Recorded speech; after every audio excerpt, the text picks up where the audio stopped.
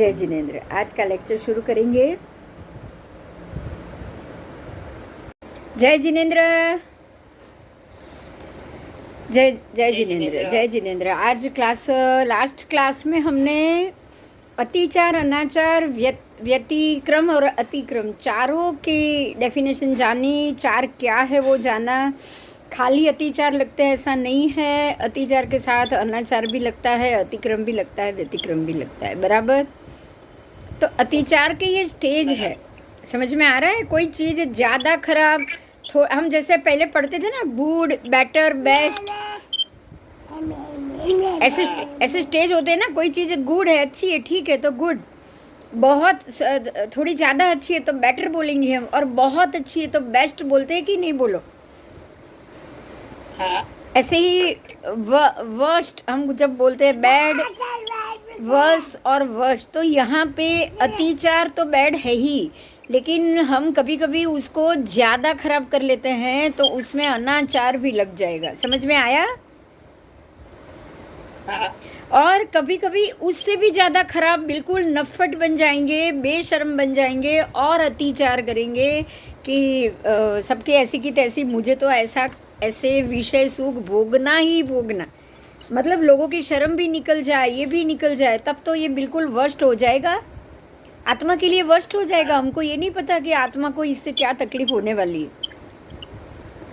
तो ये जो स्टेज है उसमें ये अब क्या लगा, व्यतिक्रम भी लगा। महात्मा हम लोगों के कहने से भोरने आ जाए और लील हो, कंपाउंड में बारिश हो, पानी हो, अगर हमारे कहने से हमारी शर्म रखते हुए भी वो अगर आ गए ना, तो उनको अतिक्रम व्यतिक्रम भी लग जाए। तो जो चीज़ नहीं करनी चाहिए वो उन्होंने करी। तो ऐसे हम लोगों, ये तो उनके लिए बात है, हम लोगों के लिए भी बात है। आप सोचो कि महात्मा को जब ये लग सकता है, हमको तो संसार में हर मिनट मिनट में कुछ ना कुछ लगता है कि नहीं, बताओ? लगता है। इसीलिए बिना जरूरी, बिना बात कोई भी व्यवहार करने के लिए मना की गया है। तो ये तो लग गया अतिचार, अनाचार, अतिक्रम, व्यतिक्रम, ठीक है, ये चारों आ गया। अब ज्ञानाचार की बात की है। ये ज्ञानाचार के 8 भेद, आप हमको पता है, ज्ञानाचार, दर्शनाचार, चारित्राचार, सबके भेद आएंगे। सबसे पहले ज्ञानाचार। ज्ञानाचार के लिए अब हमारा सूत्र है नाणम्य दंसनम्य, आप जानते हो। उसमें 8 भेद की गाथा है कि कौन सी गाथा में कौन सा आपको भेद लगता है, उसकी बात की हुई है। तो काले विनय बहुमाणे, है ना, उहाणे तह अनिन्ह वणे, वंजन अथ तदुभय, ये 8 ज्ञानाचार के भेद है। जैसे कि काल, फिर विनय, फिर बहुमान, उसके बाद उपधान, अनिन्हव, व्यंजन अर्थ और व्यंजन अर्थ दोनों, ऐसे टोटल 8 हो गए। ये 8 ज्ञानाचार के अतिचार। 1 मिनट, हाँ, ये जो 8 के 8 मैंने बोल दिया, काले विनय वो भी हम बोलते हैं अतिचार में। जैसे कि ज्ञान काल वेळाए भण्यो नहीं, बराबर, जो हम बोलते हैं ना वो पूरा इसमें आ जाएगा। जैसे कि अभी मैं ये सारी चीज़ को आपको हम आगे जाएंगे। मति ज्ञान, श्रुत ज्ञान आदि 5 भेद वाले ज्ञान में अश्रद्धा रखने से ये अतिचार लगते हैं, ठीक है। दर्शन, अब दर्शनाचार्य 8 अतिचार, दर्शनाचार्य 8 अतिचार, ज्ञानाचार्य भी 8 अतिचार, दर्शनाचार्य के भी 8 अतिचार। जैसे कि दर्शन मतलब कि सम्यक दृष्टि में शंका, कंख, विगिच्छा, पसंसतः संथवो पुलिंगीसु, बराबर, ये है सम्मत सैयारे, ये हुए दर्शनाचार के अतिचार। अब मैं उसका शब्द बोल रही हूँ। शंका और आकांक्षा, मतलब कि परमात्मा की बातों में शंका और दूसरी बातों को हाँ बोलना या उसको मानना, ये हुआ सबसे पहले दर्शनाचार का जो सबसे बड़ा अतिचार है। वो है निशंकितपणु, मतलब कि शंका करना, शंकाशील। उसके बाद निष्कासित मन से वो शंका करने के पहले तो हम शंका करते थे ये सच है कि गलत है या क्या है, नहीं पता। उसके बाद तो हम बोल देंगे अरे ये है ही नहीं सच, आज की दुनिया, आज का साइंस जो कह रहा है वही सच है, तो हमने उसको बिल्कुल निष्कासित कर लिया। फिर अजुगुप्सा मतलब कि भगवान कह गए ये बात हम किसी को बताने में भी शर्म अनुभव करें कि आज अगर हम किसी के सामने बोलेंगे तो वो लोग कह देंगे पागल आदमी कहाँ से आया, तो कोई मेरी बात नहीं मानेगा, ये सोच के भी हम उसकी तरफ जुगुप्सा अजुगुप्सा बताए। उसके बाद अमूढ़ दृष्टि, अमूढ़ दृष्टि मतलब जैसे वो हमको कुछ पता ही नहीं है, हम जानते हैं कि ये सही है, यही सही है, लेकिन फिर भी हम अमूढ़ दृष्टि कर ले उसकी तरफ, बिल्कुल बिल्कुल देखे ही नहीं, सोचे ही नहीं। फिर वूह थिरीकरणे मतलब कि उपग्रहणा और स्थिरीकरण। उपग्रहणा मतलब उपवास में ऊपर ऊपर से ही उस चीज को हमें जानना, हम उसको डीप में जाने की कोशिश ही ना करें क्योंकि हमको मन में शंका है ये सच है कि नहीं। उसके बाद स्थिरीकरण मतलब स्थिर ना करें, भगवान ने कहा है सच ही होगा, भगवान कह गए तो गलत तो होगा नहीं, लेकिन उसको हम अपने मन में स्थिर करना चाहिए हमको, वो भी हम ना करें।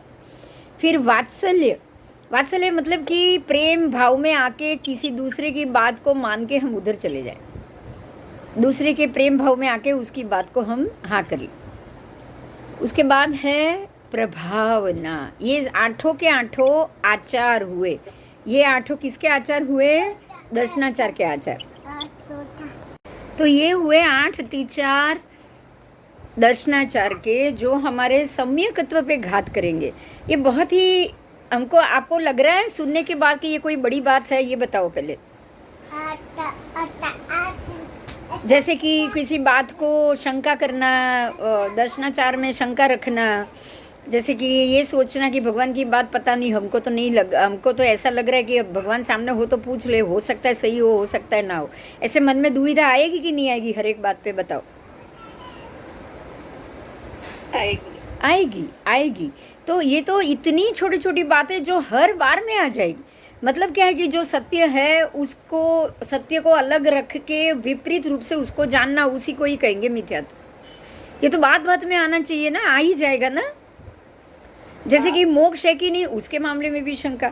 फिर दूसरा जन्म है कि नहीं, उसके मामले में भी शंका, क्योंकि हम थोड़ी उसको देखने जा सकते हैं। तो दर्शनाचार में शंका होना स्वाभाविक है। हम ये सोच पे स्थिर भी नहीं रह सकते कि नहीं भगवान ने कहा तो यही सच है, भगवान ने कहा तो यही सच, क्योंकि भगवान को तो हमने देखा ही नहीं, हम भगवान है कि नहीं उस पर भी शंका आ जाएगी। बोलो आएगी कि नहीं आएगी?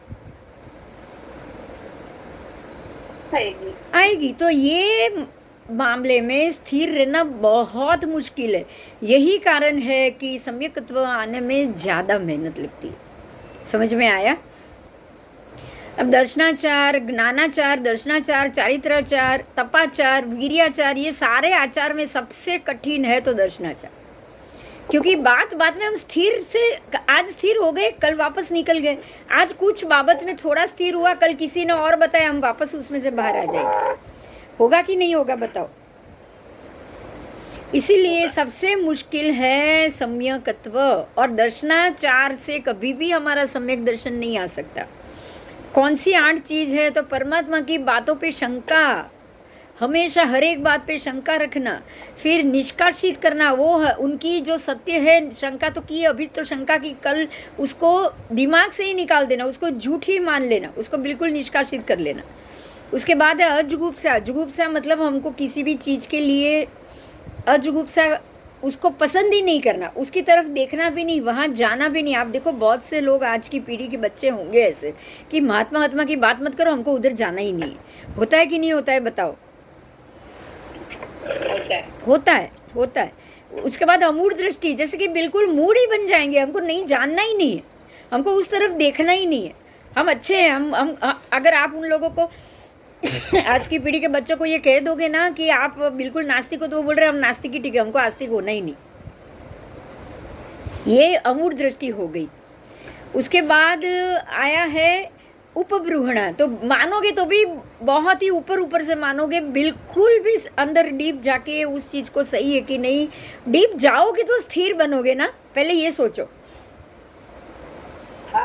अगर आप डीप उतरे, ऊपर ऊपर से ज्ञान लो, ऊपर ऊपर से भक्ति करो, तो कुछ नहीं होगा। कभी भी आप उछल सकते हो, आप घूम सकते हो, लेकिन जैसे जैसे अंदर उतरे, डीप उतरे, तो ही स्थिर हो पाओगे।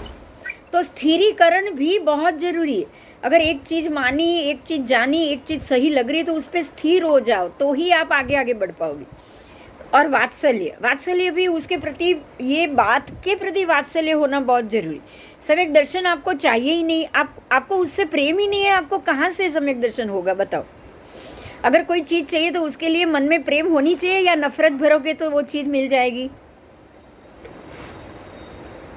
मन में किसी चीज के लिए गुस्सा रखो। आप देखो 1000 बार मोटिवेशनल लीडर बोलते हैं कि आप ये बोलोगे ना, मेरा तो नसीब ही बिल्कुल जीरो है, ठीक है ही नहीं, कभी नहीं मुझे लगता है, कभी नहीं मेरा काम होता है, कभी नहीं होता है। मतलब क्या हुआ, आपने काम के प्रति नफरत कर ली। हाँ बोलो। અવાજ બહુ ધીરો આવે છે, સંભળાય છે બધાને બરાબર? તારો અવાજ બહુ સ્લો આવે, ધીરો આવે છે. આવે છે બધાને અવાજ?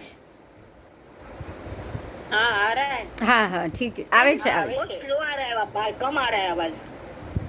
આવે તો થોડા છે કે network issue હા તો હે. નેટવર્ક ઇશ્યુ હશે ને એટલે આવતો હશે. બાકી તો માઇક તો અહીંયાથી ખુલ્લું છે, ફૂલ છે. तो खास કરીને वात्सल्य, उसके प्रति प्रेम होना, आपको किसी भी चीज को पसंद अगर करोगे तो ही उसकी तरफ जाने का मन करेगा। वो मेरी चीज है तो ये मेरी कब होगी, जब आप मन से उसको पाना चाहोगे तो ही मेरी बनेगी ना, बताओ। मेरे भगवान के प्रति प्रेम होना चाहिए कि नहीं, नहीं तो कहाँ से उसकी बातों पे हम टिक पाएंगे। और प्रभावना करनी चाहिए। प्रभावना मतलब क्या, ऐसे प्रभावना नहीं, रुपये पैसे की किताब की प्रभावना नहीं, लेकिन भगवान ने जो कहा है वो सच है, वो बात की प्रभावना।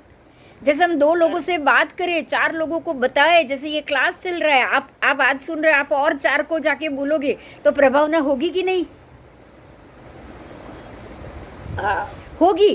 प्रभावना करोगे, कब करोगे, पहले ध्यान दो, आप प्रभावना कब करोगे, जब आपको परमात्मा की बातों के प्रति वात्सल्य होगा। और वात्सल्य कब होगा, जब आप उनकी बातों को स्थिर मानोगे, आप उनकी बातों को सत्य है ऐसी मान्यता में स्थिर हो जाओ तो ही होगा ना, बताओ। नहीं तो वात्सल्य हो पाएगा? नहीं। तो आप पीछे से जाओ, उल्टे से जाओ, पहले प्रभावना आएगी। प्रभावना मतलब मुझे भगवान की बात सबको बतानी चाहिए। ऐसा नहीं कि मैं जानता हूँ, मैं चुप होके बैठ जाऊँ। आप देखो केवली परमात्मा जो सवाल करते हैं उसको जवाब देते कि नहीं देते? जब गौशाले को समझाने की बात आई, गौशाले को तेजोलेशा लग गई, तब भगवान ने ही भेजा सामने से। आपको पता है केवली परमात्मा कोई भी वस्तु को सामने से नहीं बताते हैं क्या, बताओ? आपके बताने से पूर्व वो सामने से नहीं बताते। आपको ये याद करो कि गौशाला को जब तेजोलेशा लगी, वो वापस गया, तब भगवान ने बताया सबको कि अब आप लोग जाओ और उसको समझाओ, अब उसके शरीर में शक्ति नहीं है, वो किसी को नहीं मारेगा, लेकिन ये भव्य जीव है, भवांतर में मोक्ष जाएगा, आप उसको जाके समझाओ, बारी बारी सब जाके समझाओ। बोलो परमात्मा ने ये बताया कि नहीं बताया? बताया। क्यों? क्योंकि खुद के ऊपर तेजोलेशा छोड़ने के ऊपर भी तो वात्सल्य है कि नहीं भगवान को। परमात्मा ने किसकी प्रभावना की? शासन की प्रभावना की ना। हाँ। कि धर्मी जीव है, सम्यक दृष्टि आ जाएगी, उसको समझ में आ जाएगा, वो धर्मी जीव है, भव्य जीव है, आपकी बात सुनेगा, समझेगा। तो ये किसकी प्रभावना हुई? अब ये बात से भी तो हमको स्थिर होना चाहिए। हमें ऐसे स्थिर होना चाहिए कि भाई हम किसी के लिए परमात्मा का ये एग्जाम्पल से भी हम अगर लोगों को समझा पाए कि भवी जीव अगर इतनी बड़ी गलती कर सकता है, तीर्थंकर परमात्मा पे तेजोलेशा भी छोड़ सकता है, लेकिन फिर भी उसका मोक्ष हो सकता है, ये छोटी बात है? बताओ। नहीं। ये इसकी प्रभावना करनी चाहिए कि नहीं? हाँ। ये बात की प्रभावना करनी ही चाहिए हमको, नहीं करनी चाहिए? बताओ। करनी ही चाहिए कि परमात्मा ने कहा कि जाओ, तब सब लोग उसको समझाओ, ये भव्य जीव है, ये भवांतर में मोक्ष जाने वाला ही है। आज वो नहीं समझ रहा, तो ये ऐसे इस बातों की प्रभावना, वात्सल्य भाव, परमात्मा का वात्सल्य भाव देखना है हमको। इसमें कितना बड़ा वात्सल्य भाव है, जो शत्रु को भी प्रेम से समझाने के लिए सबको उन्होंने भेजा कि अब वो 8 ही दिन इसके पास बचे हैं, आप उसको समझाओगे, बोलोगे 8 दिन बाद तू मर जाएगा, तू ये चीज़ को ध्यान से समझ, और भगवान तो अभी भी 16 साल और जीने वाले, तो वो रियलाइज करेगा कि हाँ मैं गलत था। और गोशालक ने अंत समय में प्रायश्चित किया, तो वो प्रायश्चित ही उसको तार गया ना। तो यही प्रभावना करनी है परमात्मा की बातों की, परमात्मा की हाजिरी की, परमात्मा पर विश्वास करने की, कि मोक्ष हो सकता है उसका विश्वास करनी, भव्य जीव मोक्ष जा सकते हैं उस पर भरोसा करना है। अगर ये एग्जाम्पल और ये सारे उदाहरण देखेंगे ना, तो ही हमारा स्थिरीकरण आ सकता है कि नहीं बताओ? अब स्थिरीकरण आएगा कि नहीं आएगा? आएगा। जैसे भगवान खुद एक बार सम्यक दर्शन आया, सम्यक दर्शन चला गया, उसके बाद महावीर स्वामी अंतिम भावों में खुद भगवान बन पाए, वापस सम्यक दर्शन आए। तो इस चीज को भी हम मान सकते कि नहीं ऐसा जरूरी है? बताओ। मान सकते। तो यही सारी बातें हमें स्थिर करेगी। किसमें स्थिर करेगी? सम्यक दर्शन में स्थिर करेगी। ठीक है, तो हमें उसमें स्थिर होना है। अगर हम नहीं हो रहे हैं तो ये हमारा अतिचार, दर्शनाचार्य 8 अतिचार, हम नहीं स्थिर हो रहे तो ये हमारा अतिचार, बराबर। इसमें अतिचार रूप मलिनता को दोष लगा है। मतलब क्या हुआ कि कुछ आधी बात हमको पता है, आधी नहीं पता है, हमने आधा भरोसा किया, आधा नहीं किया, हम आधे स्थिर हुए, आधे स्थिर नहीं हुए, तो ये दोष लगा ना। इसको मलिनता का दोष कहा गया है। ज्ञान और दर्शन में ज्ञान, देव, गुरु महाराज, धर्म, साधर्मिक आदि की आशातना हुई हो। ठीक है, ज्ञानाचार में क्या होगा? तो कि देव परमात्मा की आशातना, फिर गुरु की आशातना, फिर साधर्मिक की आशातना, ये सब की आशातना का दोष लगता है ज्ञानाचार में। या ज्ञान द्रव्य, देव द्रव्य, गुरु द्रव्य, साधारण द्रव्य, उसमें से हमने कोई आशातना कर ली, ये ज्ञान द्रव्य रखा है पर उसकी उपेक्षा करी और उसको खर्च कर लिया, ये सारा ज्ञान द्रव्य, देव द्रव्य, गुरु द्रव्य, साधारण द्रव्य, उसका विनाश होते उपेक्षा आदि करना, उसको ही अतिचार कहा गया है। ठीक है, समझ में आया? हाँ। तो ये उपेक्षा रूप अतिचार लगे हो या अब चारित्र के अतिचार, दर्शन के अतिचार समझ लिए, ज्ञान के अतिचार समझ लिए, अब चारित्र के अतिचार। चारित्राचार्य भी 8 अतिचार, उसके भी 8 अतिचार। तो उसका कौन सा अतिचार चारित्राचार में? जैसे कि संलेखना आदि 5 अतिचार से कोई अतिचार लगे हो, संलेखना आदि 5 अतिचार है, व्रत संलेखना व्रत के 5 अतिचार। उसके बाद अनशन, उणोदरी, वृत्ति संक्षेप, रस त्याग, काय क्लेश और संलीनता, ये 6 प्रकार के बाह्य तप के भी अतिचार। मतलब कि जो हमने ये नियम लिया कि हम ये अनशन करेंगे और नहीं हुआ तो अतिचार लगेगा ना, हम भूखे नहीं रहेंगे तो। उणोदरी, कम खाना है मतलब मैं रोज 7 ही चीज लूँ और कभी ऐसा हो जाए गलती से 8 चीज आ गई तो अतिचार लगा। उसके बाद वृत्ति संक्षेप तो सब चीज आ जाती है, परिग्रह आ जाता है। 100-200 कपड़े का नियम लो और 500 कपड़े परिग्रह करोगे तो वही तो अतिचार तो लगेगा ही लगेगा ना। बराबर। हाँ। उसके बाद रस त्याग तो किया ही नहीं। रस त्याग का मतलब ये है कि अगर कोई भी चीज भांति अगर मिल जाए तो खाने की मिल जाए तो नहीं मिली तो गुस्सा आए, नहीं मिली है तो कुछ भी करके वो चीज़ आप, जैसे रसगुल्ला बहुत भा रहा है और कहीं पता चला कि भाई आज यहाँ जिमणवार है और रसगुल्ला है, तो कुछ भी करके वहाँ मुझे जाना ही है और रसगुल्ला तो खाना ही है, फिर वो मेरा पहचान वाला हो या ना हो उससे कोई लेना देना नहीं। ये क्या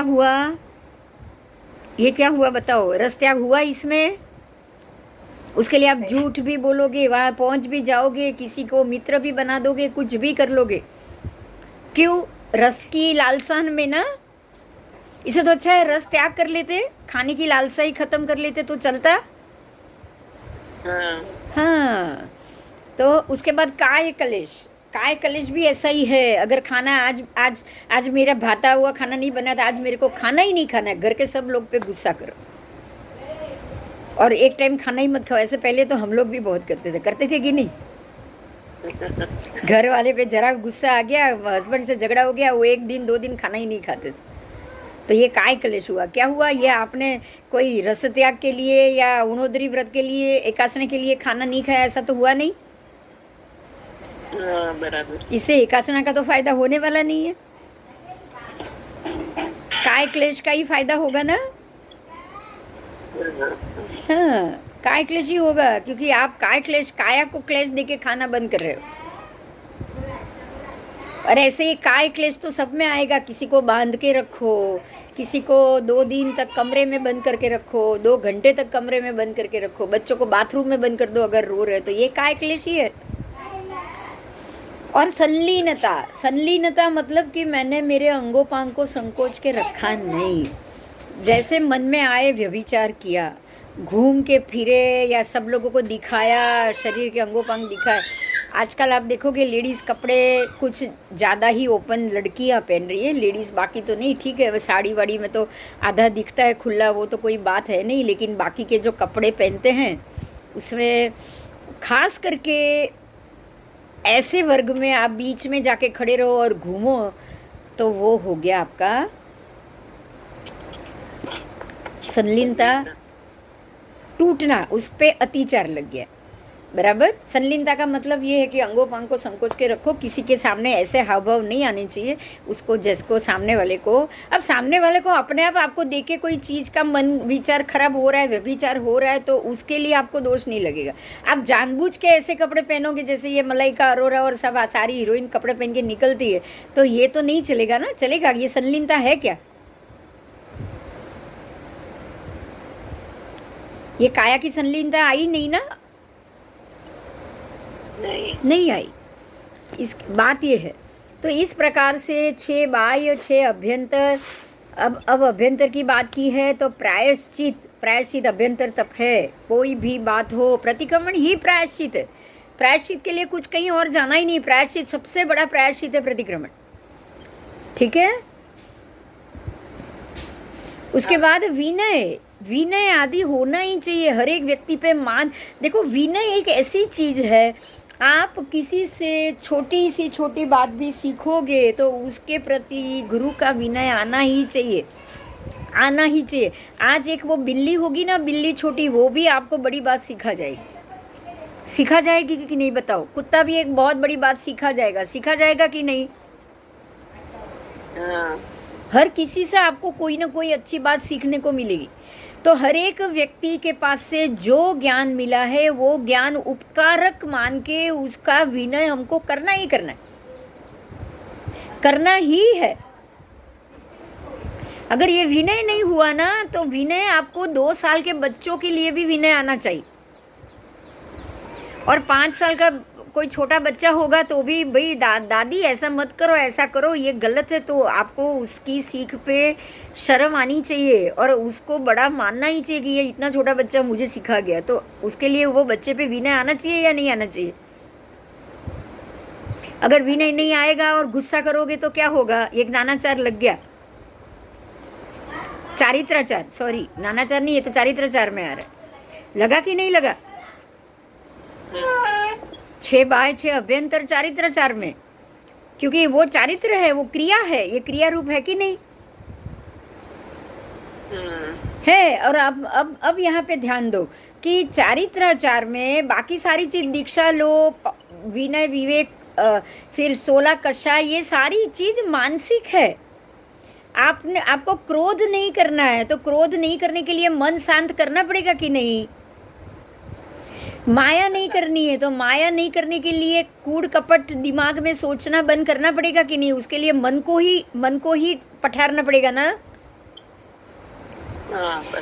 ऐसे ही आप इसमें भी आओ, जो अभी हम बोल रहे हैं वो, जैसे कि विनय, विनय के लिए किसको सलाह देनी है? मन को ही देनी है और किसी को नहीं देनी।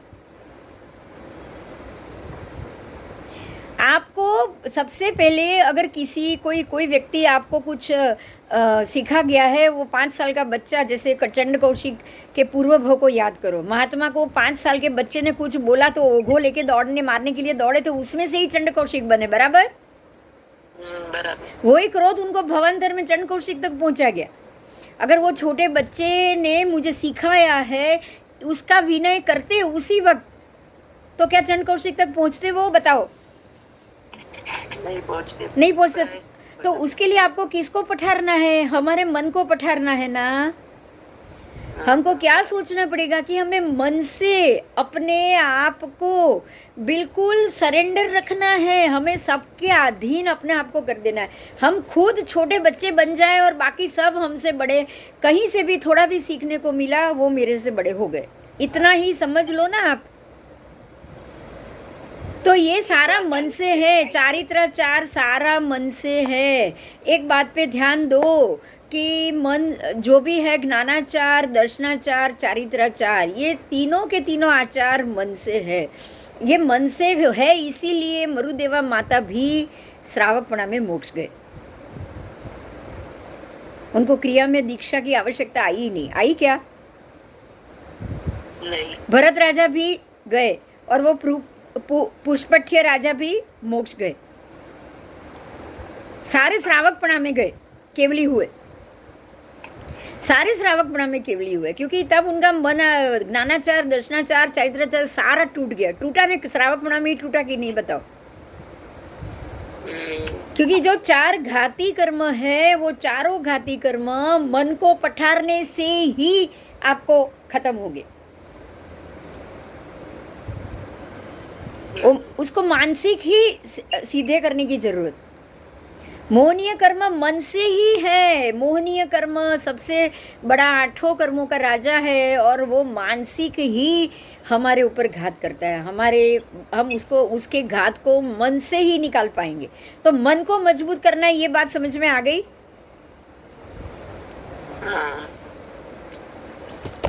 आओ। तो काय कलेश, संलीनता, ये बाह्य तप, उसके बाद विनय, व्यावृत, व्यावच, किसी की भी सेवा करना, कोई भी हो, अगर आप कर सकते हो उसकी सेवा करो। इसके लिए एक ही पाठ में बताऊंगी, बहुत महत्व का पाठ है। भगवती सूत्र में परमात्मा ने एक बात बताई है, उसको शब्द का नाम दिया है अवग्रह। अवग्रह का मतलब ये होता है जैसे कि मेरे अवग्रह में मतलब जहाँ तक मेरी पहुँच जा रही है वहाँ तक। मेरी बात समझ में आ रही है? अभी मेरी पहुंच कहाँ तक है? अगर मान लो कि भाई ये सारिका को कोई प्रॉब्लम है तो मेरी पहुंच वहां तक तो है, क्योंकि मैं सारिका को जानती हूँ, बराबर। काश्मीरा मैं जानती हूँ तो काश्मीरा तक मेरी पहुंच है कि नहीं? तो मेरे अवग्रह में कोई भी जीव को कोई भी तकलीफ होगी तो उस पे मुझे जाके उसकी तकलीफ शांत करनी ही करनी।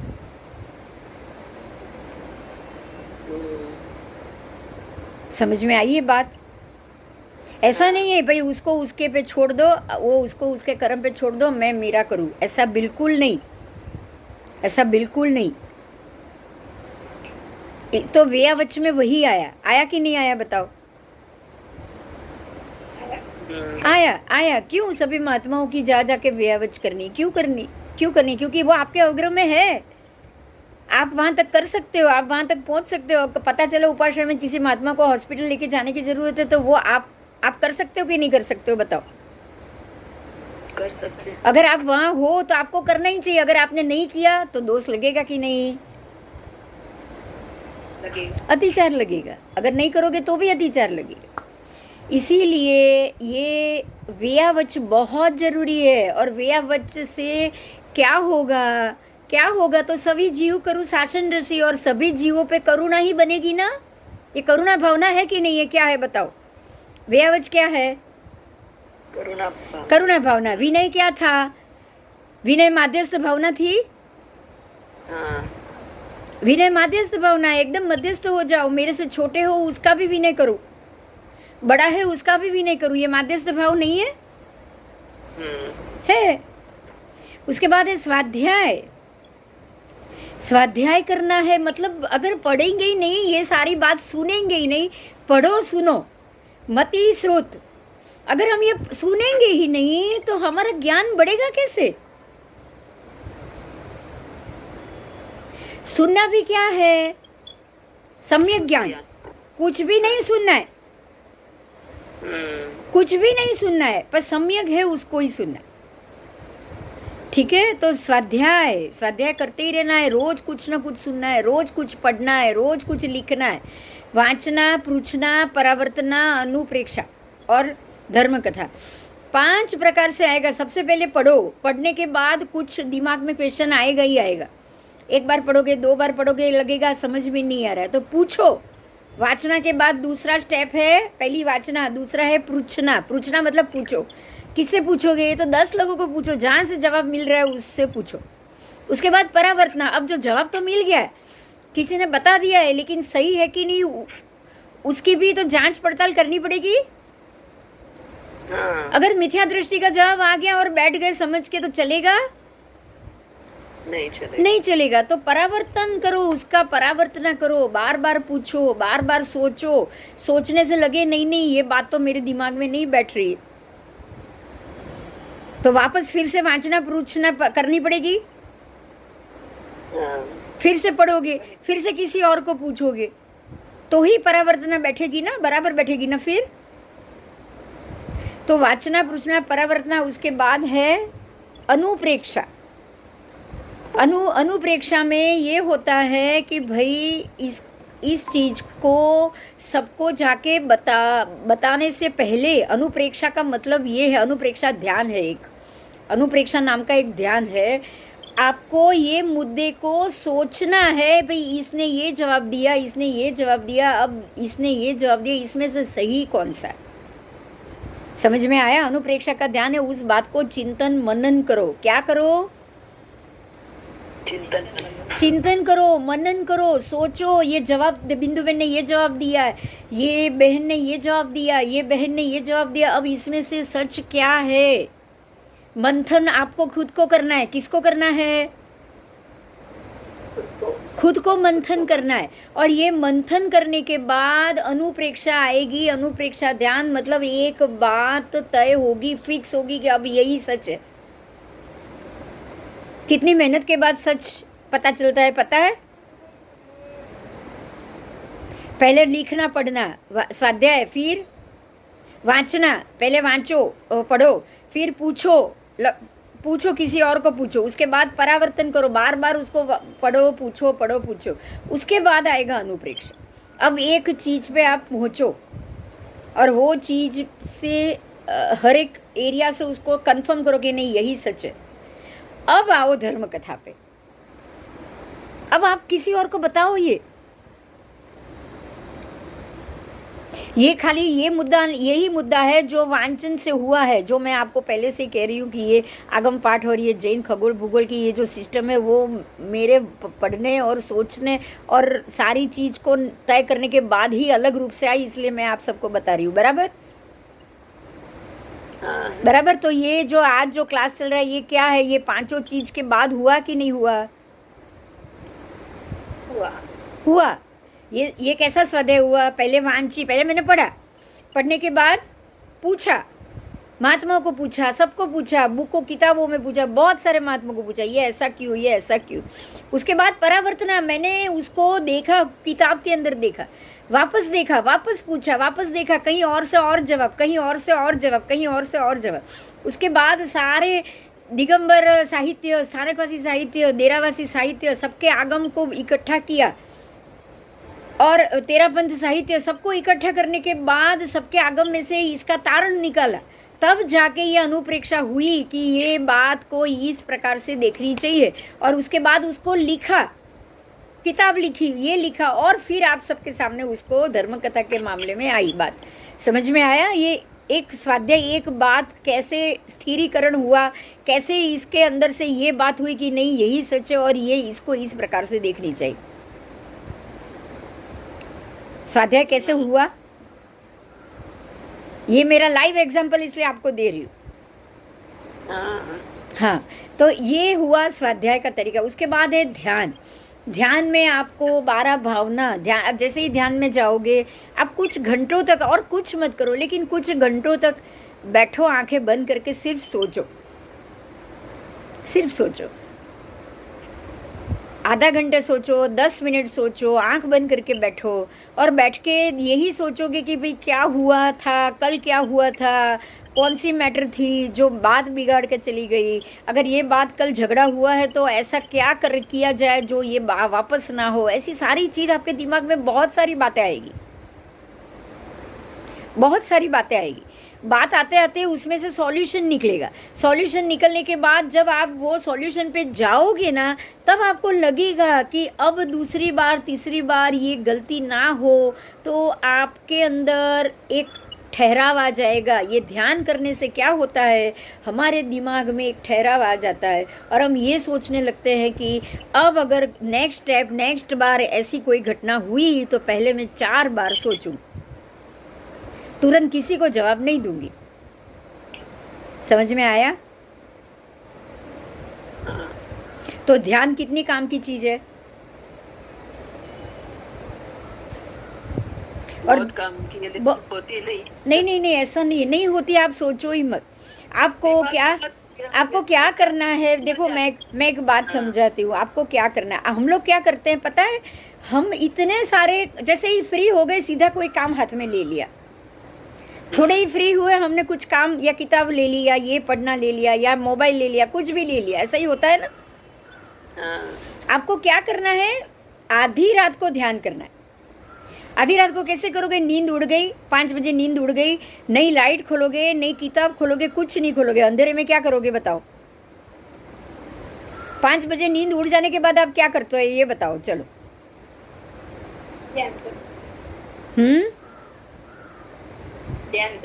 ध्यान में भी क्या करते हो।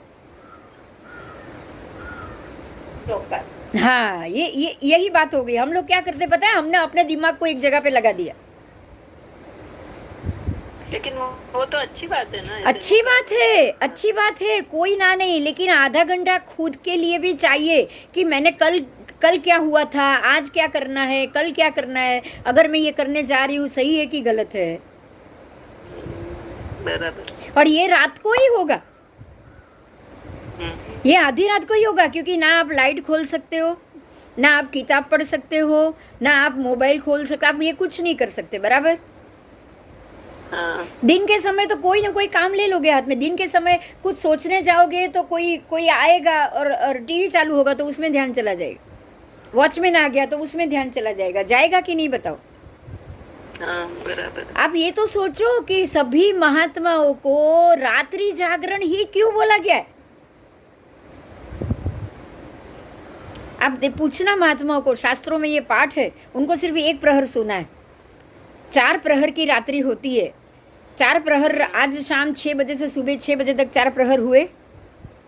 हाँ। उनमें से खाली 2.5 घंटा सोना है उनको, बस, उससे ज्यादा नहीं सोना है। अच्छा। अब रात में काम क्या करना है उनको बताओ। पात्रा तो खोलेंगे नहीं, किताब खोलेंगे नहीं, कुछ दिखेगा ही नहीं रात को। स्वचिंतन से भी महत्व ये है कि ऐसा नहीं है कि उनको सीधे जाप और ये करने बैठना है। एक बात समझो, यहाँ सबसे महत्व एक ही बात का है। ध्यान शब्द में, ध्यान शब्द ऐसा है कि खुद ने मैंने क्या किया, कल क्या किया था, आने वाले कल में मैं क्या करूँगी, आज मुझे क्या क्या करना है, और जो कर रही हूँ या कल जो घटना हुई वो सही हुई। अगर किसी से झगड़ा हो गया तो क्या मुद्दा था जो झगड़ा हुआ, अब कल में मुझे उससे वापस आज मिलना है तो मैं क्या मुद्दा ना निकालूं तो ये झगड़ा ना हो। ये सोचने का वक्त ही ये है। आप कोई भी हाथ में काम लोगे तब कुछ नहीं सोच पाओगे। बोलो, सोच पाओगे? हमारा उपयोग हमेशा एक ही काम में रहता है, ये पता है आपको? आप ये जानते हो? आप कोई बोलेगा मैं 10 काम एक साथ में कर सकती हूँ, वो गलत है। उसका उपयोग एक ही काम में, बाकी का काम वो ऐसे ही यंत्रवत कर रही है। आजकल तो कहते ही है मल्टीटास्किंग, मगर आपका फोकस तो एक ही जगह है। किसी का भी फोकस एक जगह को छोड़ के दूसरी जगह में नहीं लग सकता। हाँ, देखो मैं 10 साल से ड्राइविंग जानती हूँ। अब मैं गाड़ी चलाऊंगी, साथ में बाजू में बॉटल खोलूंगी, पानी पीऊंगी, ये करूंगी, क्लच ब्रेक अपने आप हो रही है। क्यों? आदत पड़ गई। आदत पड़ गई है इतने सालों से। पर अब मैं पानी भी पी रही हूँ, खाना भी खा रही हूँ, बाजू में से वो थर्मोस में से चाय का खोल के कप में निकाल के चाय भी पी रही हूँ, लेकिन मेरा फोकस कहाँ है पता है? सिर्फ ड्राइविंग पे। ड्राइव तो ये 10 काम हो रहा है, मेरा कहीं पे फोकस ही नहीं है। फोकस तो ये कि उपयोग तो एक જ जगह होए, मात्र एक जगह है उपयोग। उपयोग कभी भी दो जगह नहीं होता है। यहाँ ध्यान शब्द है, यहाँ पे आओ। आप देखो, अगर माला भी गिनते रहोगे, आप माला गिनने बैठोगे, लेकिन जब दिमाग में कोई प्रॉब्लम खड़ा होगा ना, तो माला गिनते गिनते वो प्रॉब्लम ही घूमेगा। बोलो, घूमेगा कि नहीं घूमेगा? हाँ, वही। अब उसकी जगह आधा घंटा माला साइड में रखो ना, सिर्फ प्रॉब्लम को ही ध्यान दो।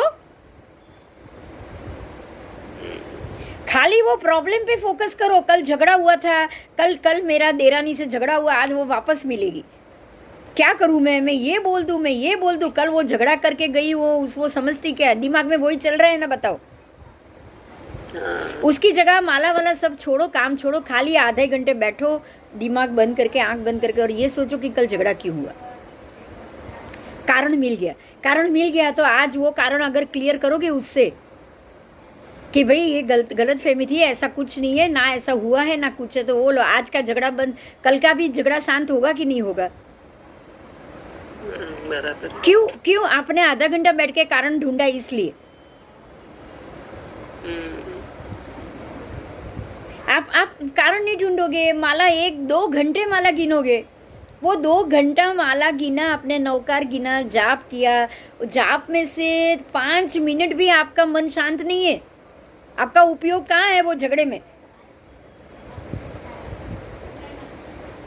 तो आधी रात में नींद उड़ जाए, सबसे पहले वही सोचोगे, मैं कौन हूँ, मैं कहाँ से आई हूँ, मुझे कहाँ जाना है। जो झगड़ा हुआ वो किसका हुआ? ये बिंदु का हुआ था, उसके भाई से हुआ, उसके बहन से हुआ, उसकी देरानी से हुआ, जेठानी से हुआ, मेरी आत्मा का नहीं हुआ है। तो क्या मुद्दा था? वो मुद्दा छोड़ दो तो झगड़ा बंद, तो छोड़ दो। होगा कि नहीं है? हो सकता है। मगर उसके लिए सुबह या अंधेरे में, रात के टाइम में आपको 20 मिनट सोचना पड़ेगा। आप वो सोचोगे तो ही, क्योंकि क्रोध, मान, माया, लोभ, 10 जो हमारी संज्ञा है, वो 10 संज्ञा तो रोज होती है, किसी ना किसी से होती है। वो 10 संज्ञा से बाहर आना है। बाहर कब आओगे? आज झगड़ा हुआ है, वो दोबारा कल नहीं होना चाहिए। वो सोचोगे तभी बाहर आ पाओगे ना। हाँ, बराबर। तो ध्यान में ये करना है आपको, ठीक है? उसके बाद है कायोत्सर्ग। अब कायोत्सर्ग में आपको काउसर्ग करना है। हमारे में ये कायोत्सर्ग और ध्यान 2 अलग बताए हैं भगवान ने। तो ध्यान में आपको क्या करना चाहिए? अब ध्यान में क्या करना चाहिए? नौकर गिनना चाहिए? बताओ। नहीं। तो कायोत्सर्ग में क्या करोगे? नौकर कायोत्सर्ग में गिनोगे, जाप कायोत्सर्ग में करोगे, बराबर? अच्छा। ध्यान में तो बार भावना बताई है, संसार भावना, लोक भावना, आश्रव भावना, है कि नहीं? बताओ। हाँ। आश्रवी हुआ, मैं आज झगड़ा हुआ, वो कल नहीं होना चाहिए। आपने दरवाजे बंद कर दिए, आश्रव हुआ, अंदर से कचरा निकालोगे। आज कल झगड़ा हुआ है, आज सारा कचरा बाहर निकालोगे। तो वो मैटर पे सोचना ही आश्रव भावना है। क्या है? आश्रव भावना। संभर भावना। संभर भावना में भी वही आएगा, मैं अपनी सारी वृत्तियों को संकुचित कर लूँ। अब मुझे कोई नया झंझट या नया कोई, आज सब लोग ये प्लान कर रहे हैं कि चलो 2 दिन के लिए या ऐसे कोई ट्रिप पे जाए। तब आप ये सोचोगे, भाई 2 दिन 3 दिन के लिए अगर मैं चली गई तो बेकार में 3 दिन घर में सारा माहौल खराब हो जाएगा, घर में अस्त व्यस्त हो जाएगा, सब होगा। आप एंजॉय के लिए जा रहे हो, तब आप सबको ये बोलोगे, भाई ये 2-3 दिन तो बहुत ज़्यादा है, आप 2-3 घंटे के लिए बोलो तो मैं ठीक है, तो हम आ पाएंगे, नहीं तो हम नहीं आ पाएंगे। ये संभर भावना हुई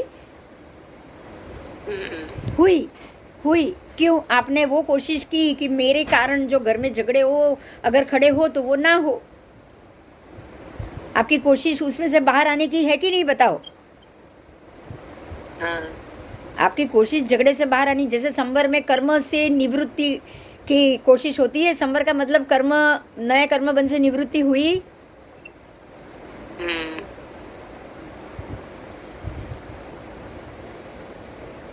ठीक है, ये सब चीज को हमें समझना पड़ेगा। हमें अपने संसार के मैटरों से इसको रिलेटेड करना पड़ेगा।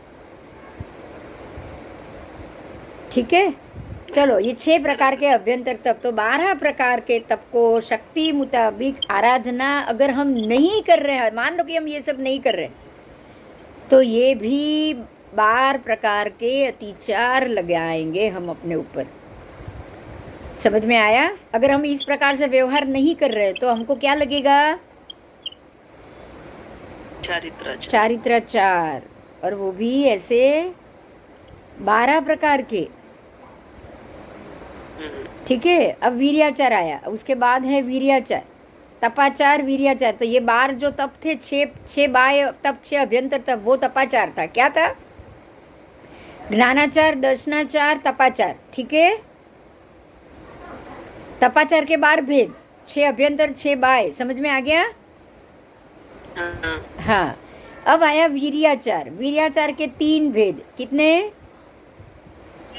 3। वीर्याचार के 3 ही अतिचार लगते हैं, ज़्यादा नहीं है, लेकिन ये बहुत बड़ा है। कैसे?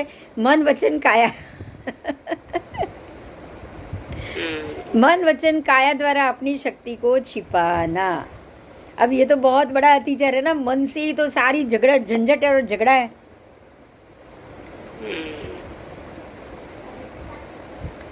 तो ये भी एक प्रकार का अतिचार है, अपनी शक्ति को छिपाना। मैं ये कर सकती हूँ, मेरा मन उतना स्ट्रांग है, लेकिन मेरा मन आलस में आ गया और मैं ये नहीं चाहती। आज मैं रोज 2 पेज पढ़ सकती हूँ, ज्ञान ले सकती हूँ, किताब पढ़ सकती हूँ सम्यक दर्शन की, लेकिन आज 10 दिन से मैं कंटाल रही हूँ, मुझे कुछ नहीं, आज जाने दे, आज दूसरा काम करूँगी। ये क्या हुआ?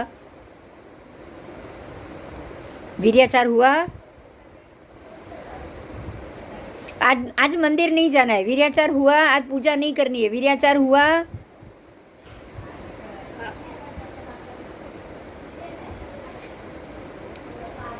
ठीक है, मैंने खराब किया, मैंने गलत किया, मैंने ये नहीं किया और मुझे ये काम करना चाहिए था, ऐसे प्रायश्चित करोगे तो ही उसका आत्मसाक्षी से निंदा होगी और अतिचार उतरेंगे। ठीक है, तो ये अतिचार भी गुरु महाराज की साक्षी से स्वीकारना है। इस प्रकार से ज्ञानाचार, दर्शनाचार, चारित्राचार, तपाचार और वीर्याचार, 5 के आचार हो गए। और 5 के आचार समझ में आ गया कि कोई प्रश्न है? अच्छा, ठीक है, चलो अब आगे जाए फिर। तो ये दूसरी गाथा पूरी हो गई आपकी। काले वीणे बहु माणे, हुआ ने तनिन बने। ठीक है, ठीक है। अब तीसरी गाथा में क्या है कि खास करके सभी व्रतों का अतिचार अति परिग्रह करने से और अति आरंभ करने से ही लगते हैं। आगे जो आपने ज्ञानाचार, दर्शनाचार, चारित्राचार, वीर्याचार, तपाचार, आपने जो 5 देखे ना, वो किससे लगते हैं? ज़्यादा परिग्रह से ही लगेगा या फिर ज़्यादा आरंभ, अति आरंभ से लगेगा। इसलिए इस विशाल परिग्रह और विशाल आरंभ, अति आरंभ से लगने वाले अतिचार को प्रतिक्रमण से हटाना है। और उसके लिए अब तीसरी गाथा बहुत महत्व की है। मुझे ऐसा लग रहा है कि शायद आप लोग इस प्रकार से सोचते भी नहीं होंगे। ध्यान दीजिएगा, तीसरी गाथा बहुत महत्व की मैं बोल रही हूँ। दुवी है परिग्रह में। परिग्रह 2 प्रकार से। कितने प्रकार से? 2 प्रकार से।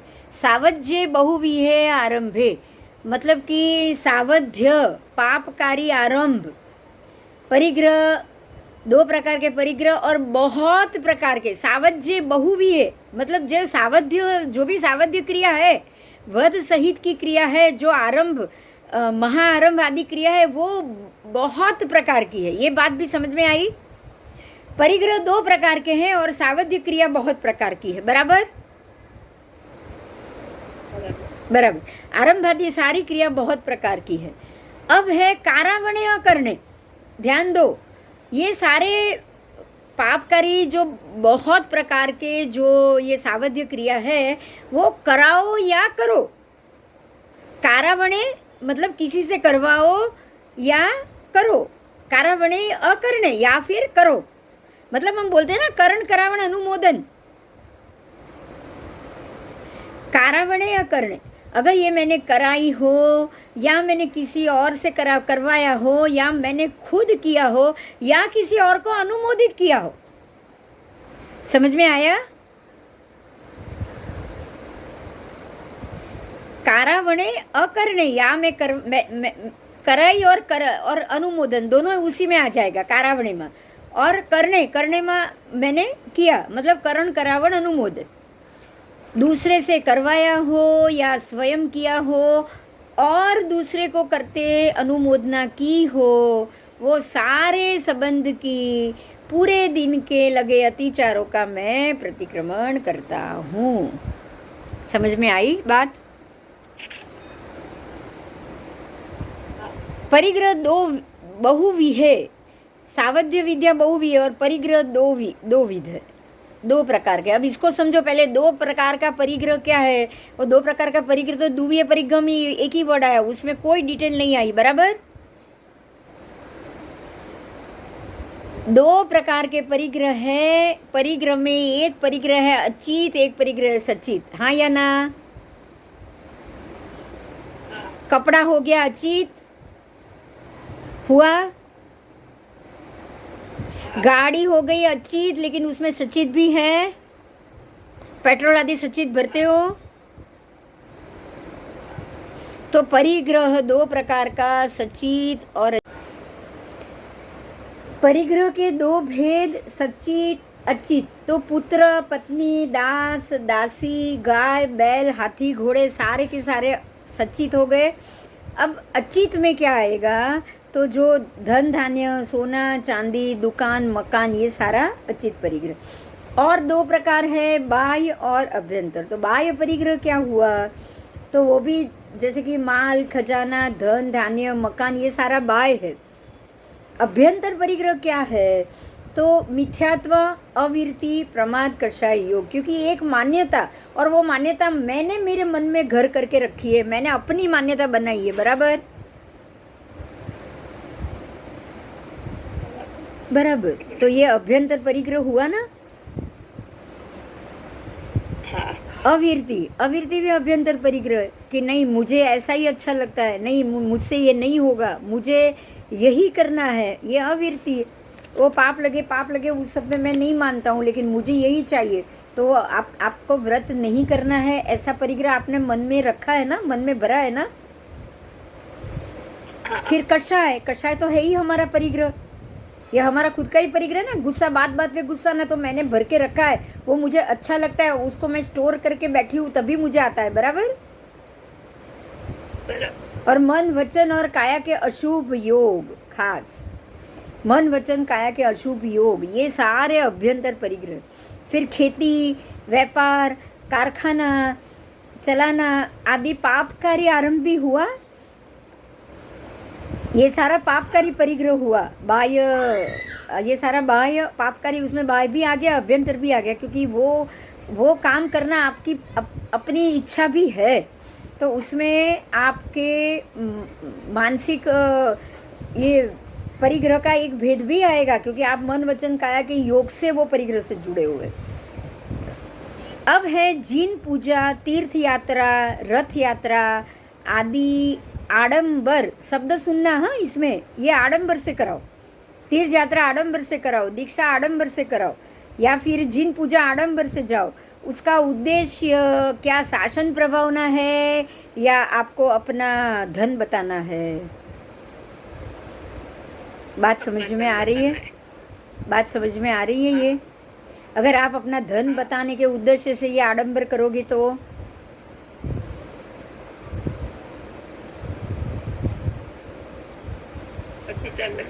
अतिचार लगेगा बस। पर कर्म तो शुभ होगा ना, शुभ कर्म तो होगा, लेकिन अतिचार लगेगा। आओ अब यहाँ उसके लिए एकत्रित किया हुआ परिग्रह, चैत्य, भक्ति, स्वामी वात्सल आदि के उद्देश्य से आरंभ होने पर भी धर्म कृत्य होने के कारण वो परिग्रह या जो भी आरंभ हो या जो भी परिग्रह हो वो पापकारी क्रिया नहीं है, परंतु वो आराधना की क्रिया हो जाएगी। बात समझ में आई? इसकी जगह शादी या ब्याह हो किसी का, या घर का कुछ हो, या मेहमान आए हो, होटल में खाना खाने जाओ, तो ये सारा आरंभ हुआ। आरंभ है कुटुंब का व्यवहार। वो आप व्यवहार शब्द करके आप अपने आप को बचा नहीं सकते हो। बराबर बराबर। उससे कोई शासन की प्रभावना नहीं होगी। ध्यान दो, शासन की प्रभावना अगर किसी से भी हो रही है, कोई भी आरंभ समारंभ से अगर शासन की प्रभावना हो रही है, तो वो आपके लिए अतिचार लग सकता है। उसमें ऐसा नहीं कि अतिचार नहीं लगेगा, अतिचार तो जरूर लगेगा, क्योंकि आप उसको टाल सकते थे। उसमें अतिचार लगे ऐसी कोई बात होगी तो उसको आप टाल सकते थे। लेकिन उसमें आरंभ समारंभ में आप अगर 500 लोगों को खाना खिला रहे हो, 1000 लोगों को खाना खिला रहे हो, तो वो खाना खिलाने में या वो आरंभ करने में सबसे ज़्यादा शासन की प्रभावना होने से वो पापकारी आरंभ नहीं है। अब आरंभ भी पापकारी और पुण्य बंधाने वाला, वो आरंभ समझ में आ गया? ये बहुत महत्व की बात है। हम हर बात में बोलते थे इसमें कितना पाप लगता है, कोई देखता नहीं। अब जैसे महापूजा लगते हो, मंदिर में महापूजा होती है कि नहीं होती? कितने सारे फूल लगाते हो, कितनी सारी फूलों से सजावट करते हो। हम सब बोलते ही है ना कि ये तो महाआरंभ हो रहा है। ऐसा नहीं है, ऐसा नहीं है, ऐसा नहीं है। ऐसा हमको नहीं समझना है। क्यों?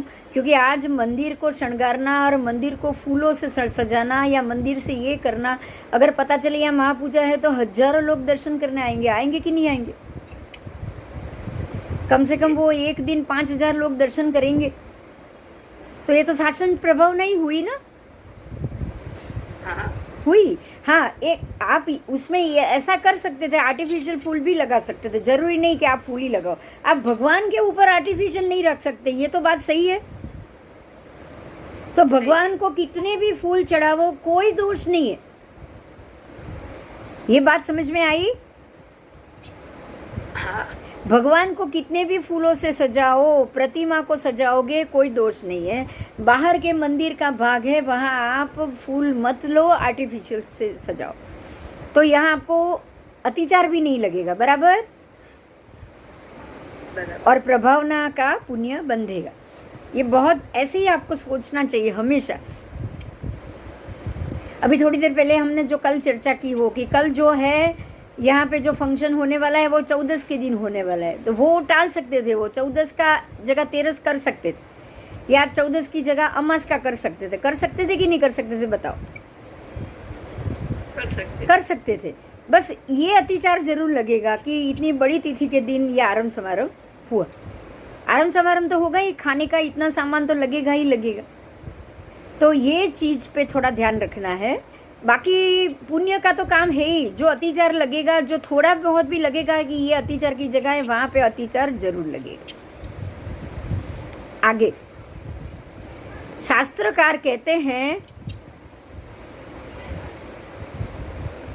परिग्रह और चैत्य भक्ति, स्वामी वात्सल आदि के उद्देश्य से आरंभ होने पर भी धर्म कृत्य होने के कारण वो परिग्रह और आरंभ पापकारी क्रिया नहीं है, वो आराधना है, इसलिए उसका प्रतिक्रमण है।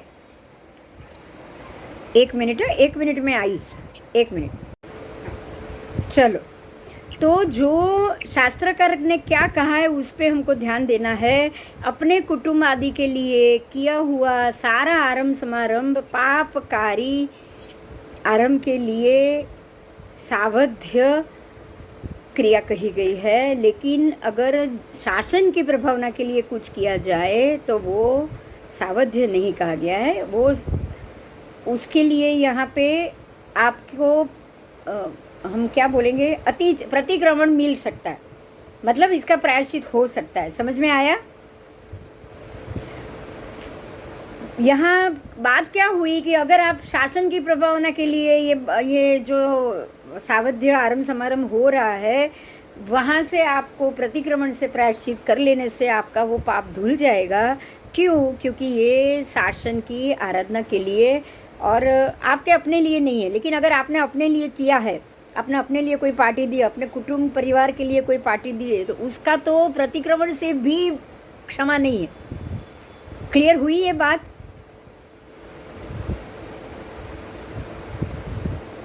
कोई क्वेश्चन है तो बोलो, बहुत जरूरी है। मैं समझती हूँ कि आप लोगों के मन में कोई प्रश्न है तो पूछो। दोनों सावध्य क्रिया तो उसमें बहुत सारे लोग खाना खा रहे आए, खाने का जो भी व्यापार जो भी हुआ है वो तो हुआ ही है।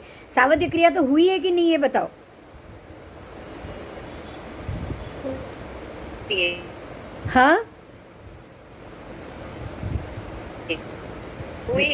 हुई है, सावध्य क्रिया तो हुई है, लेकिन ये आपने अपने लिए नहीं की है। पर इससे धर्म की प्रभावना होगी, शासन की प्रभावना होगी, लोग उस तरफ आएंगे, बढ़ेंगे, तो वो प्रतिक्रमण से दूर हो जाएगी।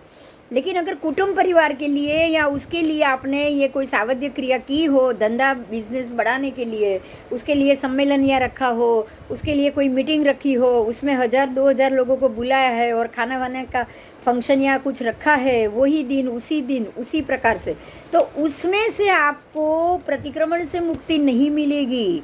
वो जो कर्म चढ़ेगा वो कर्म के हिसाब से चढ़ेगा, उसको भोगने के हिसाब से आपको तैयारी करनी पड़ेगी। तो ये 2 प्रकार का परिग्रह हुआ। एक हुआ सचित परिग्रह, एक हुआ अचित परिग्रह।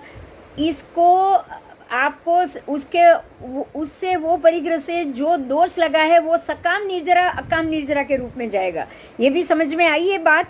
अगर आपको प्रतिक्रमण से ये चीज निकल रही है तो सकाम निर्जरा होगी, और अगर आप ये इसको प्रतिक्रमण से भी नहीं दोष को दूर कर सकते तो अकाम निर्जरा होगी ना, कि बहुत बहुत बहुत जब चुकाओगे तब उससे छुटकारा होगा। हाँ या ना? हाँ। सारी जगह जाना पड़ेगा, जन्म लेना पड़ेगा। जितने जितने बहुबीज, जितने बीज, जितनी वनस्पति का जितना उसमें कच्चर घाण निकला है, वो सारी जगह जाके आपको अपना समय निकाल के आपको वो कर्म उतारना पड़ेगा। अब ये 2 बात में समझ आ रही है आपको? हाँ। ये कर्म उतारना मुश्किल से है और ये कर्म आप आराम से उतार सकते हो। कैसे? तो उसके लिए कह रहे हैं बहुविध अनेक प्रकार से एकत्रित किया हुआ परिग्रह पापकारी आरंभ स्वयं करता है, अन्य के पास करवाता है और अन्य को अनुमोदन करता है, तो उसका हमें प्रतिक्रमण करना है। तो ये प्रतिक्रमण में 2 प्रकार के सचित अचित से आपको उसका प्रतिक्रमण करके क्षमा मांगनी है। अब यहाँ यही चीज को आगे ले गए हैं, उसको हमको समझना है कि बहुत प्रकार का परिग्रह अनेक रूप से आरंभ किए हो, उसका अनेक रूप से हमने अनुमोदन भी किया हो, तो वो दिन संबंधी जानबूझ के या अनजाने में, ये तो हम गाथा में बोलते ही हैं, जानता अजानता जो भी अत्याचार लगा है उसका मैं प्रतिक्रमण में कर रहा हूँ। लेकिन स्व प्रतिक्रमण मतलब जो रात्रि के प्रतिक्रमण में रात्रिगत क्रिया और दिन के प्रतिक्रमण में दिनगत क्रिया। अगर 120 दिन में ये क्रिया की गई है तो चौमासे में भी आप करते हो कि नहीं? और 360 दिन में हुई है जो एक ही बार प्रतिक्रमण करते हो उनको 360 राय दियणम बोलना होता है कि नहीं? तो आप 360 दिन के अत्याचार भी एक साथ ले सकते हो। ये जघन्य तरीका है पर ले सकते हो, ठीक है?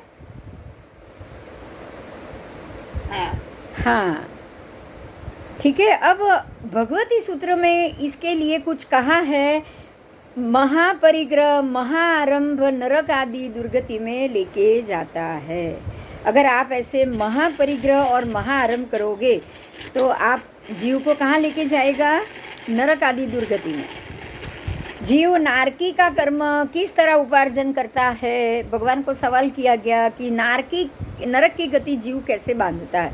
तो परमात्मा कहते हैं कि महाआरंभ करने से, महापरिग्रह करने से मांसाहार करने से, पंचेंद्रिय जीवों का नाश करने से जीव नरक गति का कर्म उपार्जन करता है। अब समझ में आया महाआरंभ क्रिया क्या है?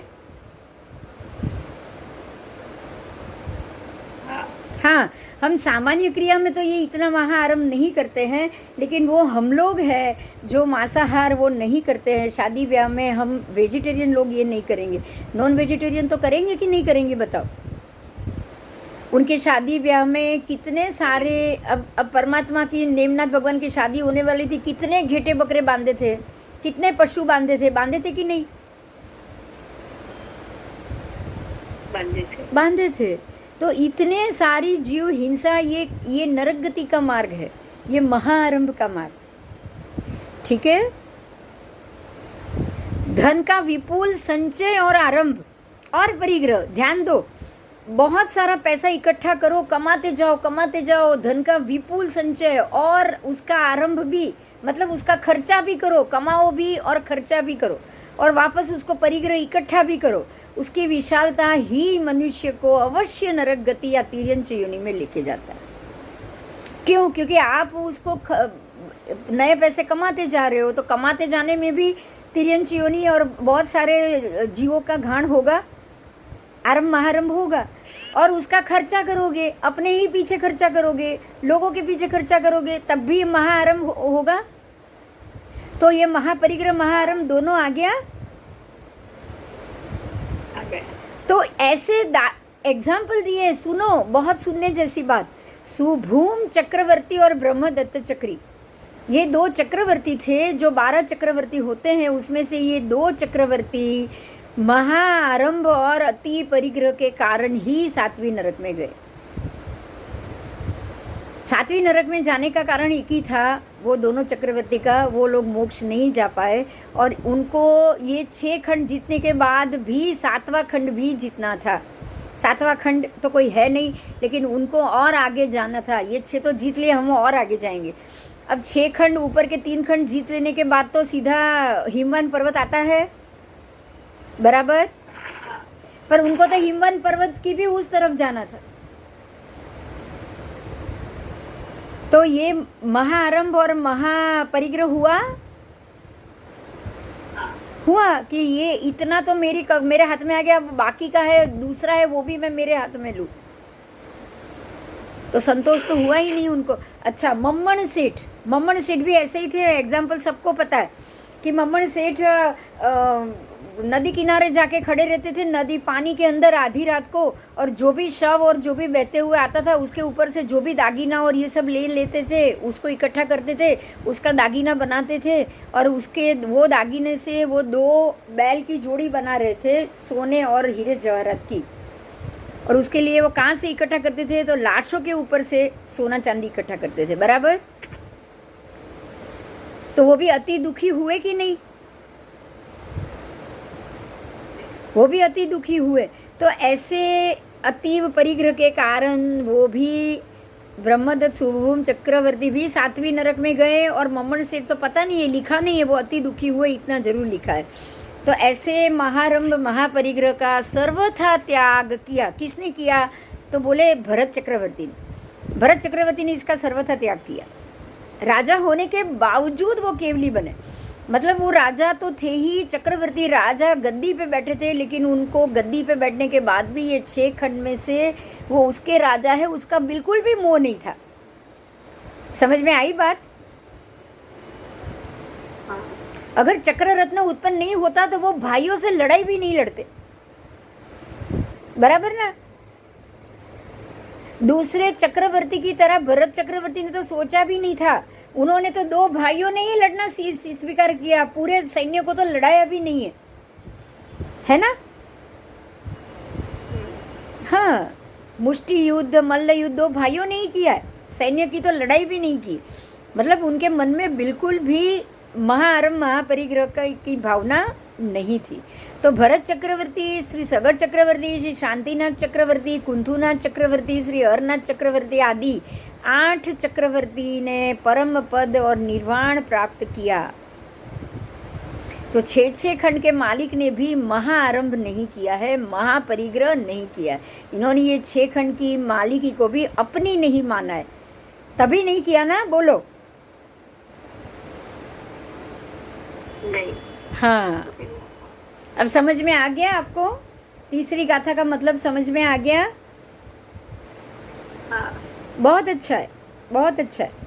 और इसी से रिलेटेड चौथी गाथा में शुरुआत है, मैं शुरुआत कर लेती हूँ कि इस प्रकार से प्रशस्त भाव से श्रोतादि 5 इंद्रियों से, क्रोध आदि 4 कषाय से, सुनो, जम बद्ध मिंदी एहिम, बद्धम એટલે કે मैंने जिस प्रकार से ये बांधा है, इंदी एहिम, इंद्रिय द्वारा, किससे? इंद्रिय द्वारा ही बांधा जाता है ना कर्म। 5 इंद्रिय से कर्म बांधा हो, चौहिम कसाहिम, 4 कषाय द्वारा। जम बद्ध मिद्दी एहिम मतलब 5 इंद्रियों द्वारा बंधाएला, फिर 4 कषाय द्वारा, चौहिम कसाहिम, 4 प्रकार के कषाय से। अपसथ्यहिम, अपसथ्यहिम मतलब ये उपलक्षण से। उपलक्षण कैसे? अपसथ्य का मतलब है सारे उपलक्षण, रागेण व दोषेण, राग द्वारा और द्वेष द्वारा। आप इसको कैसे बांधते हो? मन वचन काया से तो बांधते ही हो, पर कैसे? राग से भी बांधते हो और द्वेष से भी बांधते हो, बराबर बराबर। तो 3 योगों से, राग द्वेष से जो कर्म का बंधन किया है, पहले सेंटेंस में रागेण व दोषेण व, मैंने राग और दोष द्वारा, 5 इंद्रिय द्वारा, 4 कषाय द्वारा, 3 योग द्वारा, मन योग वचन योग काय योग, 3 योग द्वारा जो भी कर्म का बंधन किया है, तन निंदे तंच गरिहामी, मैं उसकी निंदा करता हूँ और उसका मैं गुरु भगवंत के सामने प्रतिक्रमण करता हूँ। समझ में आई बात? हाँ। मैंने जो बांधा है 5 इंद्रिय द्वारा, अब बगैर इंद्रिय तो कर्म बंधेगा नहीं। ज्ञानाचार, वीर्याचार, तपाचार, ये सारा प्रथम ज्ञानाचार, फिर ज्ञान से तो ज्ञानावरणीय कर्म किससे होता है? 5 इंद्रिय से ही होता है ना। गलत सुनना, गलत समझना, गलत बोलना, ज्ञानाचार हुआ। हाँ, मिथ्यात्व को जानना, मिथ्यात्व को ही पढ़ना, सम्यक बात को छोड़ देना, ये ज्ञानाचार हुआ। तो 5 इंद्रिय से ज्ञानाचार 5 इंद्रिय द्वारा ही होता है। उसके बाद है क्रोधादि 4 कषाय।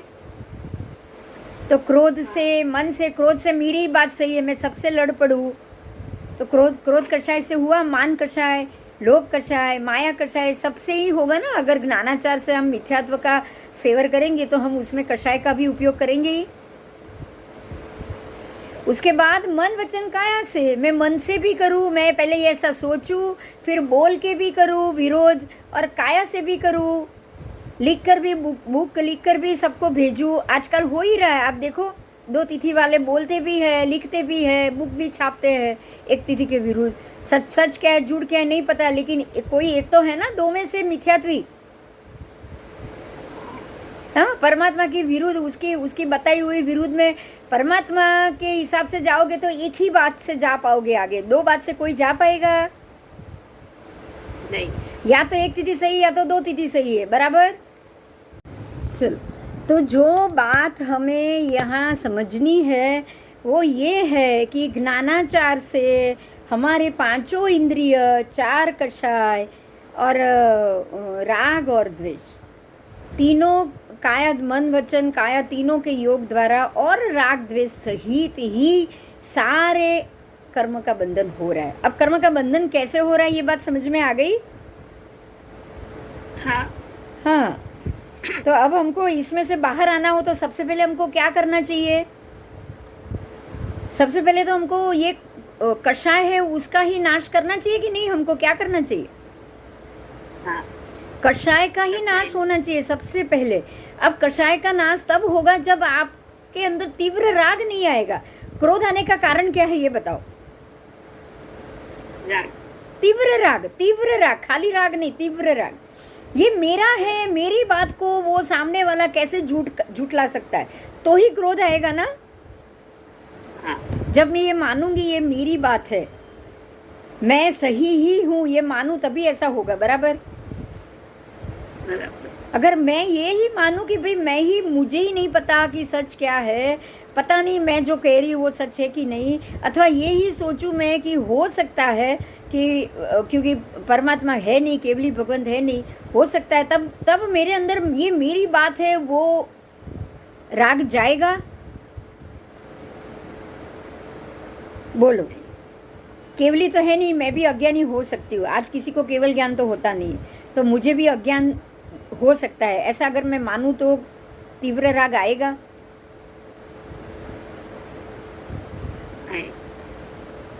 तब हम ये सोचेंगे कि भाई जब मुझे ही नहीं पता ये पूरा है कि नहीं, तब मैं ये मानूंगी कि भाई चलो किसी और के पास जाएंगे तो कुछ पता चलेगा। आप ये सोच के जाओगे। बराबर? तो फिर तीव्र राग नहीं आएगा, गुस्सा ही नहीं आएगा। फिर अगर कोई मना कर रहा है, कोई कारण दे रहा है, ये बात है, तो आप सोचोगे एक बार कि अगर ये कारण कह रहा है तो मैं जरा देखूं कि क्या ये कारण से ये सही है। आप इतना सोच के उस तरफ वापस उसका रीडिंग वापस स्वाध्याय करोगे कि नहीं? करोगे। ये तीव्र कषाय मन वचन, कषाय मन वचन काया के योग और 5 इंद्रिय आदि से जो आपके क्रोध कषाय, मान कषाय खड़ा होता है, ये कषाय तब ही जाएगा जब आपके अंदर से तीव्र राग और तीव्र द्वेष जाए। तीव्र द्वेष क्रोध नहीं है, तीव्र द्वेष नफरत कही है, क्रोध तीव्र द्वेष नहीं है। ठीक है? ठीक है। हाँ, तो ये भगवान का वचन है। अब सुनो, ये बहुत महत्व की बात है, ये हम नेक्स्ट क्लास में भी वापस चर्चा करेंगे, मगर यहाँ आज आई है तो मैं ये बोल रही हूँ, ध्यान से सुनो। अनिवृत्ति गुण स्थानक तक प्रत्येक समय, अनिवृत्ति गुणस्थान तक प्रत्येक समय में सभी जीवों को 7 और अथवा 8 कर्मों का बंधन होता है। देखो दक्षा नहीं है, पर मैंने पहले भी ये 2-4 दिन पहले ये एपिसोड रिकॉर्ड किया था, तब बोला था, पता है कि आयुष्य कर्म का बंधन प्रत्येक समय में होता है। हाँ। देखो यहाँ भी यही पाठ आया, यहाँ भी यही पाठ आया कि आयुष्य कर्म जीवन में एक ही बार बंधता है। वो बात यहाँ नहीं आएगी। समझ में आया? अनिवृत्ति गुणस्थान, 7वें गुणस्थान तक जब जीव 7वीं अनिवृत्ति गुणस्थान को क्रॉस कर गया, 8वां गुणस्थान है वो, 7वां प्रवत है, 8वां अनिवृत्ति गुणस्थान, अब वो श्रेणी चढ़ेगा। अब वो श्रेणी चढ़ेगा तो अब उसको उसके ऊपर आयुष्य होना बंद हो जाए बाकी के जीवों पे, क्योंकि अब तो अगर वो चरम भवी है, अब उसके ऊपर आयुष्य के कोई कर्म नहीं पड़े हैं तो उसका मोक्ष निश्चित है। बराबर? वो सहयोगी गुणस्थान तक चढ़ जाएगा। चढ़ जाएगा ना? चढ़ जाएगा। चढ़ जाएगा। 8वें से 8वें पे है वो, 9-10 पे वो 9-10 जाएगा, सीधा फिर 12-13 कब जाएगा? उसके ऊपर आयुष्य कर्म नहीं होगा तो ही जाएगा। बराबर? बराबर। अब वो चरम भवी हो, उसके ऊपर आयुष्य कर्म पहले का नहीं लगा हो तो ही वो श्रेणी चढ़ पाएगा। नहीं तो आयुष्य कर्म बांधा हुआ है, नरक गति का बांधा हुआ है, तो वो 11वें से नीचे गिरेगा कि नहीं? गिरेगा। मतलब ये कि अगर 8वें के बाद नया आयुष्य पढ़ना बंद हो जाएगा तो 8वें गुणस्थान तक सभी जीवों को प्रत्येक समय में या तो 7 या तो 8 कर्म का बंद होता है।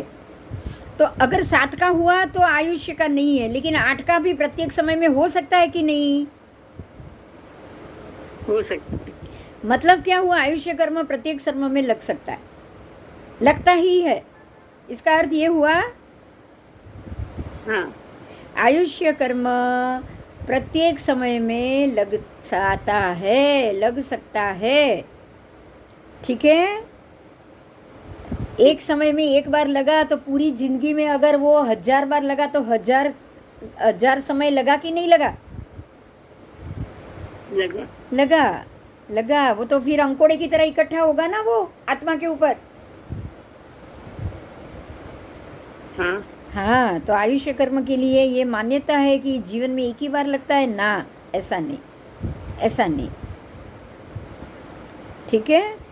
तो ज्ञानातिचार आदि 5 आचार और सभी व्रतों के अतिचार प्रतिक्रमण में प्रथम ज्ञानाचार का अधिकार आने से ज्ञानातिचार को भूत कर्म कहा गया है। ध्यान देना, ज्ञानातिचार सबसे पहले आएगा। अगर अतिचार में कोई भी अतिचार आएगा तो ज्ञानातिचार सबसे पहले आएगा, ठीक है। और दर्शनातिचार को आप निकालोगे तब आपका मोहनीय कर्म खत्म होगा। ये मोहनीय को निकालने के लिए दर्शनाचार चाहिए, लेकिन ज्ञानाचार ऐसा अतिचार है कि सबसे पहले, क्योंकि अमूढ़ को जो नहीं जानता है उसको भी लगता है, जो जानता है उसको भी लगता है, ठीक है। तो सम्यक ज्ञान के अभाव में ही जीव अशुभ कर्म का बंध करता है और उसको ज्ञानाचार लगता है। जहाँ सम्यक ज्ञान होता है वहाँ अशुभ कर्म बंधन होता ही नहीं। ये बोलो, सम्यक ज्ञान का सबसे बड़ा फायदा हुआ कि नहीं हुआ? जहाँ पे सम्यक ज्ञान लगेगा वहाँ पे और कोई कर्म लगेगा नहीं, ठीक है। यहाँ बंद करें कि चालू रखूँ थोड़ा? नहीं, अभी बंद करो। हाँ बस, ठीक है, जैसा आप कहोगे वैसा। और हो सकता है कल मैं क्लास लूँ, कल 14 से ना। हाँ 14 भी है तो जल्दी, बराबर, ठीक है। चलो छोड़ो, कोई बात नहीं, अब सीधे सोमवार को लेंगे। हाँ ठीक है, चलो सीधे सोमवार। जय जिनेंद्र। जय जी। जय जी। आज हमने ये जाना कि ऐसा आरंभ समारंभ जो शासन की प्रभाव ना करे वो इतने अशुभ कर्म महारंभ नहीं कहलाता। यही बात को एक एग्जाम्पल से समझेंगे कि भरत चक्रवर्ती आदि 8 चक्रवर्तियों ने जो चक्र रत्न के उत्पन्न होने के बाद जो भी 6 खंड को जीतना, और आरंभ समारंभ तो होगा ही होगा, सैन्य लेके आप निकल रहे हो, लड़ाई भी होगी, सब होगा, सबको हरा के उसके राज्य को हड़पना या कब्जा करना, तो ये तो उनके आरंभ समारंभ महासमारंभ की ही घटना है।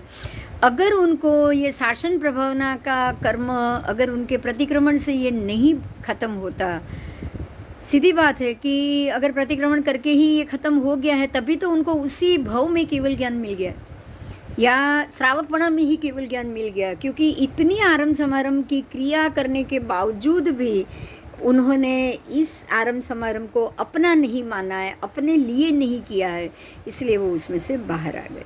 तो जो ऐसे आरंभ समारंभ वाली घटना हो जो शासन प्रभावना के लिए हो या किसी और कारण से हो, जैसे चक्र रत्न की उत्पत्ति या फिर चक्रवर्ती नाम कर्म का ये एक कार्य है और वो ये आचार, खाली चक्रवर्ती का जो आचार है वही पूरा कर रहे हैं, हमारे पास कोई ऑप्शन नहीं है, तो हमें चक्र रत्न उत्पन्न होने के कारण अब 6 खंड को जीतने के लिए जाना पड़ेगा, ये सोच के वो 6 खंड को जीते और ये सारी क्रिया को अफसोस के रूप में या बिन जरूरी रूप में जान के वो क्रिया शांति से होके संभाव बन के वो ख़त्म करे, ना राग ना द्वेष से, तो ये कर्म प्रतिक्रमण से ही ख़त्म हो जाए। तो ये हमारे लिए आज बहुत बड़ी बात जानने वाली थी कि इसमें धार्मिक क्रिया या धार्मिक जगह पे इतने आरंभ समारंभ की क्रियाओं होने के बावजूद इस क्रिया पापाचार नहीं कहलाती। और बाकी के चक्रवर्ती जो अपने अंदर से ये द्वेष भाव और राग भाव से ही उन्होंने ये 6 खंड जीता, ब्रह्मदत्त चक्री या शुभम चक्री ने, और सबको ख़त्म करने की अभिलाषा थी, सबको मारने की, महाआरंभ करने की अभिलाषा थी। 6 खंड के ऊपर से 7वां खंड भी जीतने की ये चक्री अपेक्षा रखते थे कि और आगे भी जाए, या आगे का जो हिमवंत पर्वत है वो उनके हिसाब से वो एक खंड उन्होंने समझा और उसको भी जीतने की कोशिश करी, क्योंकि बाकी की सब जगह तो लवण समुद्र ही था, तो जीतने के लिए तो वही भूमि थी, तो उसको ही 7वां खंड समझ के वो लोग उसको भी जीतने की क्रिया करने गए। तो ये महाआरंभी और महा लालची वाली वृत्ति होने के कारण ही वो उनका यही कर्म उनको 7वीं नारकी का के बंध का कारण बन गया। तो ये महाआरंभी क्रिया हो गई और महा पापी क्रिया हो गई, महापाप का कारण करने वाली क्रिया हो गई, महाकर्मबंध की क्रिया हो गई, जबकि यही क्रिया 6 खंड जीतने की, बाकी के 6 चक्रवर्तियों ने 8 चक्रवर्तियों ने की, लेकिन वो उनके मन में उसका आरंभ समारंभ नहीं था। इसके लिए वो ये क्रिया करने के बावजूद भी नरक के अनुगामी नहीं बने। तो ये हमारे लिए बहुत समझने की बात है कि धार्मिक क्रिया में अगर कोई आरंभ समारंभ हो रहा है तो ये आप आरंभ समारंभ उसी दिन प्रतिक्रमण के द्वारा ही खारिज हो जाता है। उसका उतना महाबंध, महाकर्मबंध और महा नरक गति का बंध नहीं हो सकता है। इसका कारण ये नहीं बनता है। तो महाआरंभ और सावध्य क्रिया का जो आरंभ है वो क्यों हो रहा है, कैसे हो रहा है, ये बात हमने आज जाना। और ये बात जानकर अब हम ये महाआरंभ की अपने लिए ये क्रिया ना करें, उसका ज़रूर ध्यान रखें। जय जी।